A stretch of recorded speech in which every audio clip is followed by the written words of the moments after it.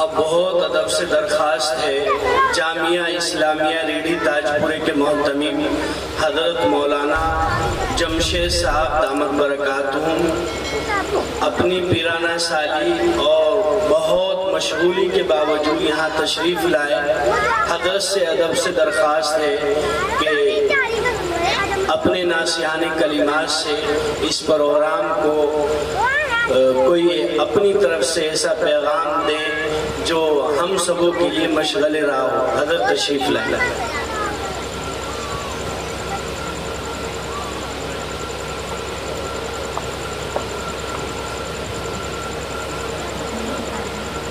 حضرت مولانا نصیر احمد صاحب جو وہاں کے نائب محتمم میں تشریف لائے۔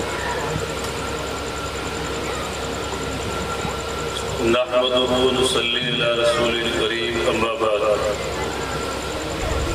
بڑے مبارک ہیں وہ لوگ کہ جو اس مبارک محفل میں شرکت فرما رہے ہیں اور بیانات عمدہ اور قیمتی باتیں سماعت فرما رہے ہیں۔ اللہ تعالیٰ عمل کی توفیق نصیب فرمائے۔ بڑوں کی بڑی باتیں ہوتی ہے، ہم یہ بات نہیں کریں کہ ان کی باتیں جو سن رہے ہیں جیسے ابھی بھی بیان کی اور ہم بھی کافی دیر سے سن رہے ہیں، کوئی نہ کوئی اچھی بات لے کر جائے۔ آنے کا منشا ان کی اچھائیوں کو اپنانا ہے۔ انہوں نے مدرسہ کیسے چلایا، بچوں کو کیسے پڑھایا، اپنے مدرسے کے بچوں کی تربیت کیسے کی، پیار اور شفقت کو کیسے تقسیم کیا، کچھ نہ کچھ لے کر جائے۔ بڑوں کی بڑی باتیں جب ہماری زندگی میں آئیں گی تو انشاءاللہ ہماری زندگی کے اندر بھی 4 چاند لگ جائیں گے۔ خالی سننا ہی نہیں، ایک بات پلے باندھ کر جائے کہ وہ معاشرے کے اندر کیا مقام رکھتے تھے، کیوں وہ پیدا ہوا، ہم اپنی زندگی کے اندر اسے اتارنے کی کوشش کریں۔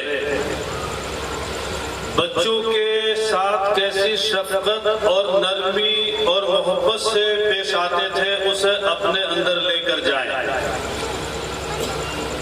میرا حضرت سے کوئی زیادہ تعلق نہیں رہا، ایک مرتبہ یا 2 مرتبہ صرف ملاقات ہوئی چند لمحوں کے لیے۔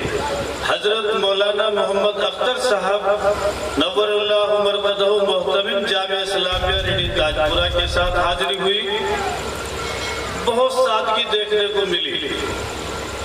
جامعہ کے شیخ الحدیث حضرت مولانا محمد ہاشم صاحب دامت برکاتہم العالیہ بالکل سیدھے سادھے، اسی طرح سے میں نے ان کو دیکھا اور پایا، میں سمجھ بھی نہیں پایا کہ یہی حضرت ہے اور یہی منشی عبدالغفور صاحب ہے۔ تعارف تو بہت سنا، حضرت مولانا محمد عمر صاحب گاہے گاہے ان کے واقعات بیان فرماتے اور کبھی کبھی ان کا تذکرہ فرمایا کرتے تھے۔ اللہ مجھے بھی ان کے نقش قدم پر چلنے کی توفیق نصیب فرمائے۔ میں بھی بڑی ہی عقیدت مندی کے ساتھ مبارکبادی پیش کرتا ہوں ان کے صاحبزادوں کو، خاص طور سے حضرت مولانا ریاض احمد صاحب دامت برکاتہم العالیہ کو۔ اللہ تبارک و تعالیٰ ان کو ان کے نقش قدم پر چلنے کی توفیق نصیب فرمائے اور ہم سب کو بھی، اور اللہ ان کے لگائے ہوئے پودے کو اور جس محنت کے ساتھ انہوں نے اس کو سینچا اور پانی دیا، اللہ تعالیٰ اس کو پروان چڑھائے اور کروٹ کروٹ حضرت کو اللہ چین نصیب فرمائے۔ وآخر دعوانا الحمدللہ رب العالمین۔